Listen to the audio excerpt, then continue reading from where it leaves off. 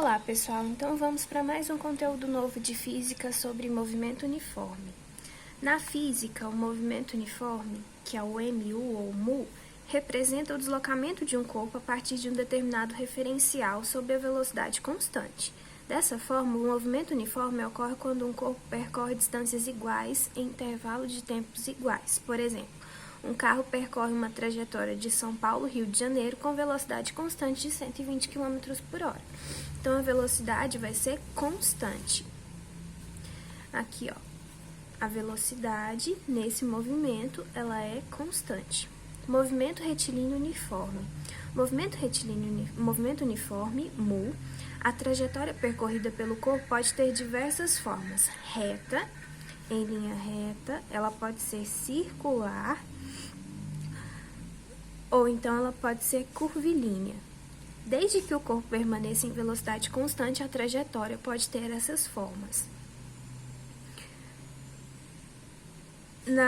No movimento retilíneo uniforme, MRU, o corpo está sob velocidade constante, contudo a trajetória pelo corpo é em linha reta. Então, no movimento uniforme, a trajetória pode ser reta, circular e curvilínea, mas a velocidade é constante. Já no movimento retilíneo uniforme, o corpo vai também estar sob velocidade constante, só que o movimento vai ser sempre retilíneo, como o próprio nome do movimento já diz. Equação horária do movimento uniforme. Podemos encontrar a posição de um corpo que apresenta um movimento uniforme através de sua equação horária. Essa equação indica a posição do corpo em função do tempo. Assim, espaço final é igual a espaço inicial mais velocidade vezes o tempo. Então, essa é a posição do corpo de um determinado tempo em metro, mas também pode ser em quilômetro. A posição inicial do movimento também em metro, a velocidade em metro por segundo, intervalo de tempo em segundos. No sistema internacional é metro por segundo e segundo, mas há exercícios que também pode ser em quilômetro, hora e quilômetro por hora. No movimento uniforme, a velocidade média terá o mesmo valor da velocidade em cada instante, a velocidade instantânea, pois seu valor é sempre igual. Assim, teremos velocidade instantânea igual a velocidade média, que é a variação do espaço sobre o tempo, sendo V a velocidade do movimento uniforme em metro por segundo, Vm, velocidade média em metro por segundo, ΔS, deslocamento, posição final menos posição inicial em metro, e T, intervalo de tempo em segundos. Gráfico do movimento uniforme. A função horária do movimento uniforme é uma função do primeiro grau, que vocês já estudaram comigo, ou com a Ludmila, ou com a professora Adriana. Desta forma, seu gráfico será uma reta cuja inclinação será igual ao valor da velocidade. Podemos ainda representar o gráfico da velocidade em função do tempo. Esse gráfico será o da função constante, pois a velocidade apresenta o mesmo valor no decorrer do tempo.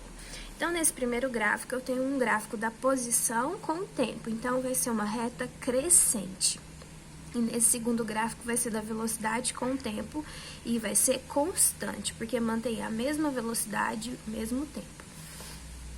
Em um gráfico da velocidade em função do tempo, a área da figura abaixo da curva representa a distância percorrida no movimento. Essa propriedade simplifica o cálculo da distância a partir do gráfico da velocidade. Então, a partir disso, vamos fazer os exercícios agora. Atividade 9 de física sobre movimento uniforme. Para que vocês não se confundissem, eu já coloquei a fórmula que vocês iriam utilizar na questão. Então, é só coletar os dados e fazer os cálculos. Então, um ônibus se desloca de Santos a São Paulo. Está no quilômetro 15 da rodovia e percorre todo o trajeto da velocidade constante a 90 km por hora. Se a velocidade é constante, o movimento é uniforme. Calcule a posição que ele estará após 3 horas de viagem percorrida sem variação da velocidade. Então, aqui eu tenho a função horária da posição. Então, ele quer saber a posição que ele vai estar. Então, ele quer saber o S. Então, o que a gente faz? A gente sabe que o S inicial vai ser 15 quilômetros. A gente sabe aqui também que a velocidade vai ser 90 km por hora. E o tempo vai ser 3 horas. O T aqui vai ser 3 horas. Então, o que a gente faz? Só substituir na fórmula. O S é o que eu quero descobrir. O S0 vai ser 15, mais a velocidade, que é 90, vezes o tempo, que é 3. Então, o S é igual a 15, mais 9 vezes 3, 27, 270. Então, meu S vai ser 285 quilômetros. Então, ele sai do quilômetro 15 e chega no quilômetro 285. Então, seria a alternativa B de bola. Vamos para a próxima agora. Número 2. Uma ave migratória consegue voar enormes distâncias. Suponha que ela consiga voar com velocidade constante de 10 metros por segundo durante um período de uma semana. Qual teria sido a distância percorrida pela árvore nesse período em quilômetros? Então, ele quer saber a distância que ela percorreu, a velocidade foi de 10 metros por segundo e o tempo foi uma semana. Só que ele quer saber em quilômetros. O que eu faço? Choro? Não. Primeiro eu tenho que transformar de metro por segundo para quilômetro por hora. Como que eu faço isso? Multiplico por 3,6. Isso aqui a gente já fez em exercícios anteriores e a professora já explicou para vocês. Então, 10 vezes 3,6, eu ando com a vírgula uma casa, porque eu tenho um zero. Então, vai ficar 36 quilômetros por hora. Agora, eu tenho que transformar uma semana para hora. Então, uma semana, eu tenho 7 dias. Um dia, eu tenho 24 horas. Aí, em 7 dias, eu vou ter quantas horas? X. X vezes 1, X. 7 vezes 24 dá 168. 168 horas. Então, minha velocidade vai ser 36, meu espaço é o que eu quero descobrir, e meu tempo vai ser 168. Então, ΔS é igual a 168 vezes 36.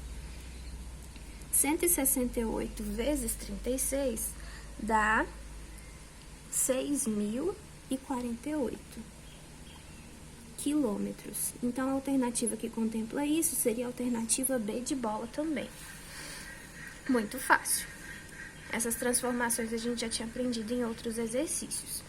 Um navio de pesquisa equipado com um sonar está mapeando o fundo do oceano. Em determinado local, a onda ultrassonora é emitida e o tempo gasto é de 0,3 segundos. Sabendo que o som se propaga na água do mar com velocidade aproximada de 1.500 metros por segundo, assinale qual é a profundidade em metros do local considerado. Então, eu tenho que o tempo é 0,3 segundos e que a velocidade vai ser 1.500 metros por segundo. Como eu já coloquei a fórmula, é só substituir. Então, vai ser 1.500 igual ao espaço dividido por 0,3. ΔS, se não tem nada, é 1. 1 vezes ΔS, 1.500 vezes 0,3. 1.500 vezes 0,3 dá 450 metros. Então, seria a alternativa A de amor. Número 4.